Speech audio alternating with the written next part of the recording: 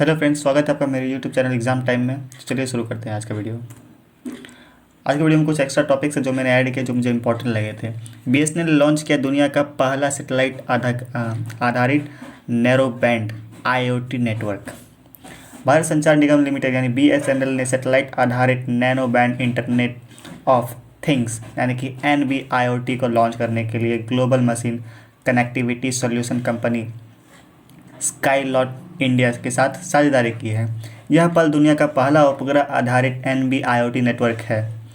नया स्वदेशी IoT समाधान साइक्लो द्वारा विकसित किया गया है और जिसे भारतीय समुद्री सहित पैन इंडिया कवरेज प्रदान करने के लिए BSNL ने उपग्रह आधारभूत संरचना के लिए जोड़ा जाएगा। इसे शुरू किए जाने के बाद में से समाधान मछुआरों, किसानों, निर्माण, खनन और रसद उद्योग का बढ़ाया जाएगा। यह समाधान भारत के प्रमुख क्षेत्रों में सस्ती और अभिनव दूरसंचार सेवा और उत्पादों को प्रदान करने के लिए प्रौद्योगिकी का लाभ उठाने के लिए भी BSNL ने दृष्टिकोण के अनुरूप है। इस हेडलाइन से आपको कुछ इंपॉर्टेंट क्वेश्चन इस तरह रहेंगे। भारत संचार निगम लिमिटेड में के अध्यक्ष या और MD कौन है? तो प्रवीण कुमार पुरवार। भारत संचार निगम लिमिटेड का मुख्यालय कहाँ है? तो नई दिल्ली में। अगला एक टॉपिक था इंपॉर्टेंट, उसको मैंने ऐड किया, तो वो है केंद्रीय मंत्रिमंडल ने ऐतिहासिक PM वाणी योजना को दी मंजूरी। इस हेडलाइन से आपको इंपॉर्टेंट क्वेश्चन रहेंगे कि इलेक्ट्रॉनिक्स और सूचना प्रौद्योगिकी मंत्री कौन है? तो वो है रविशंकर प्रसाद जी। इस हेडलाइन में यह योजना किसी भी व्यक्ति को आवासीय क्षेत्र में किराने की दुकान के मालिक से लेकर चाय की दुकान के विक्रेता तक सार्वजनिक वाईफाई हॉटस्पॉट स्थापित करने और वाईफाई सेवाएं देने में सक्षम बनाएगी। इसका उद्देश्य देश में सार्वजनिक वाईफाई नेटवर्क के विकास को बढ़ावा देना है। PM वाणी योजना निम्नलिखित हितधारकों का द्वारा संचालित की जाएगी। पहला, पब्लिक डेटा ऑफिस। यह पंजीकृत उपभोक्ताओं में प्रमाणीकरण और लेखा खाताओं के रखरखाव का काम करेगा। दूसरा है पब्लिक डेटा ऑफ एग्रीगेटर। यह PDO के प्राधिकरण और लेखा से संबंधित कार्यों को देखभाल करेगा। अगला है ऐप प्रदाता।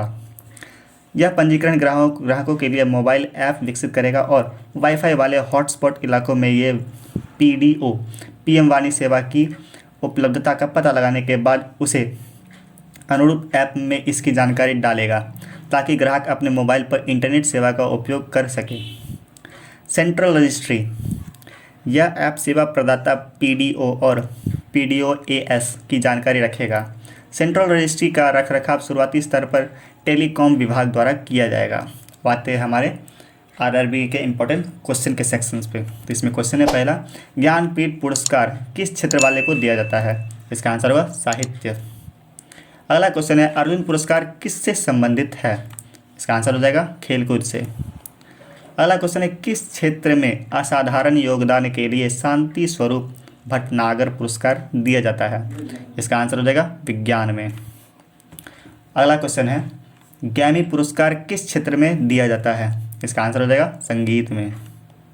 अगला क्वेश्चन है, नॉर्मन वोरलॉग पुरस्कार किस क्षेत्र में दिया जाता है? इसका आंसर हो जाएगा कृषि के क्षेत्र में। अगला क्वेश्चन है, राष्ट्रीय एकता पर बनी सर्वोत्तम फीचर फिल्म को किस पुरस्कार से सम्मानित किया जाता है? इसका आंसर हो जाएगा नरगिस दत्त पुरस्कार। अगला क्वेश्चन है, रैमन मैग्सेस पुरस्कार किस देश द्वारा प्रदान किया जाता है? इसका आंसर हो जाएगा फिलीपींस के द्वारा। अगला क्वेश्चन है, पुलित्जर पुरस्कार किस क्षेत्र में प्रदान किया जाता है? इसका आंसर हो जाएगा पत्रकारिता में। अगला क्वेश्चन है, कलिंग पुरस्कार किसे दिया जाता है? मतलब किस क्षेत्र में दिया जाता है? तो विज्ञान को लोकप्रिय बनाने के लिए दिया जाता है। अगला क्वेश्चन है, किन उपलब्धियों के लिए ग्लोबल 500 पुरस्कार प्रदान किए जाते हैं? तो पर्यावरण प्रतिरक्षा के क्षेत्र में। अगला है, धन्वंतरी पुरस्कार किस क्षेत्र में प्रदान किया जाता है? तो इसका आंसर हो जाएगा चिकित्सा के क्षेत्र में।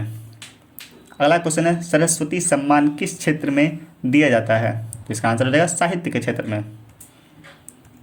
अगला क्वेश्चन है, नोबेल पुरस्कार की स्थापना किस देश ने की थी? तो स्वीडन ने की थी। अगला क्वेश्चन है, नोबेल पुरस्कार किसकी स्मृति में दी जाती है, यानी किसके याद में दी जाती है? तो अल्फ्रेड नोबेल की याद में।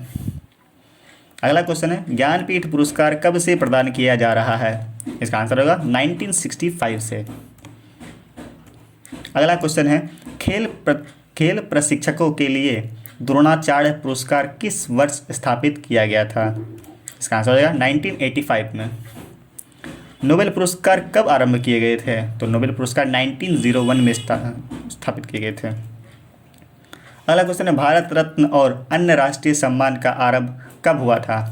इसका आंसर हो जाएगा 1954 में। अगला क्वेश्चन है सीवी रमन को किस वर्ष नोबेल पुरस्कार मिला था? तो 1930 में। मैन बुकर पुरस्कार के लिए किस देशों के लेखकों पर विचार किया जाता है? तो राष्ट्रमंडल और आयरलैंड के अंग्रेजी के लेखक में।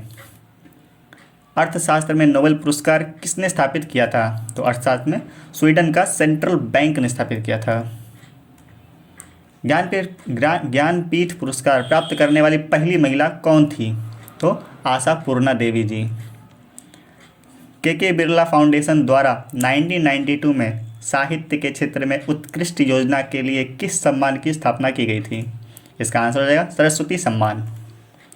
अगला क्वेश्चन है व्यास सम्मान किस क्षेत्र में दिया जाता है? तो व्यास सम्मान साहित्य के क्षेत्र में दिया जाता है। अगला क्वेश्चन तानसेन सम्मान किस राज्य ने शुरू किया था?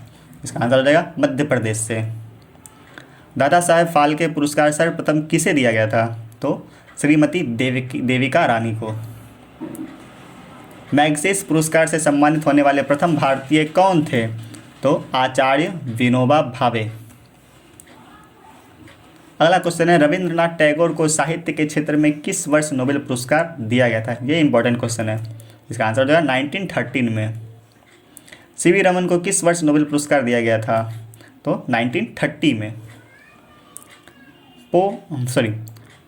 प्रो अमर्त्य सेन को किस वर्ष अर्थशास्त्र का नोबेल पुरस्कार दिया गया था? तो इसका आंसर हो जाएगा 1998 में। अगला क्वेश्चन है सुब्रमण्य चंद्रशेखर को किस क्षेत्र में नोबेल पुरस्कार मिला था?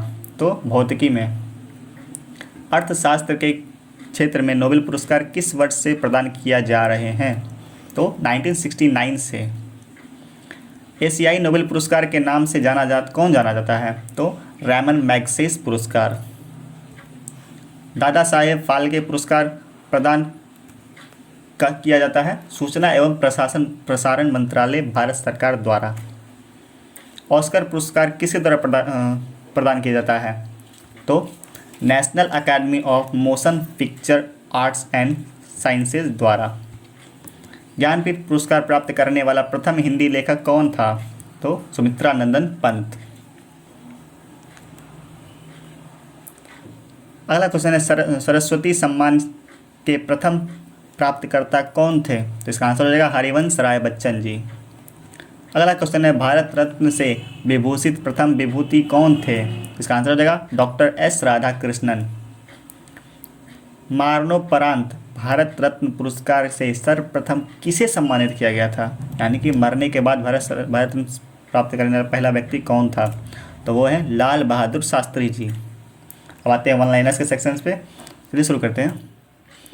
जिसे देश में चंद्रमा से लूनार रॉक्स के नमूने लाने के लिए नवंबर 2020 के अंत तक चंद्रमा पर एक मानव रहित अंतरिक्ष यान भेजने की योजना बना रहा था, तो वो देश कौन था? तो चीन था। जो व्यक्ति यूके बुकर पुरस्कार 2020 का विजेता था, तो वो कौन था? Douglas Stuart. अंतर्राष्ट्रीय क्रिकेट परिषद आईसीसी की नई नीति के अनुसार अंतर्राष्ट्रीय क्रिकेट मैच खेलने के लिए मिनिमम कितनी आयु होनी है? तो वो 15 साल है।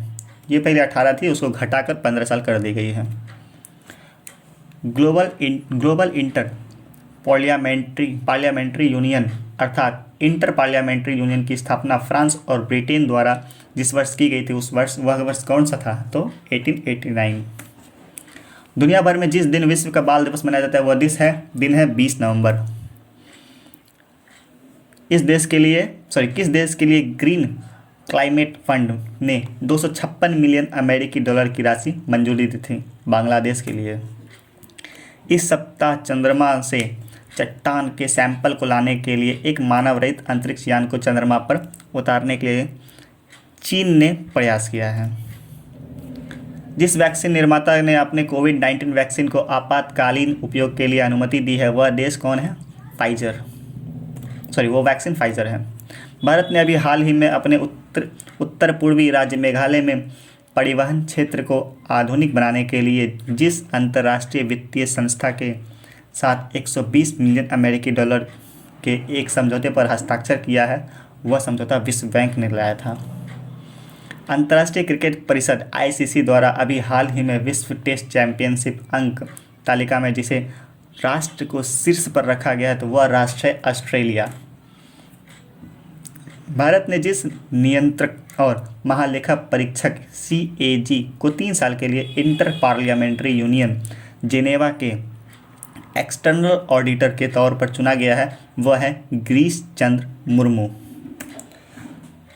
आज का वीडियो यहीं ख़त्म होता है।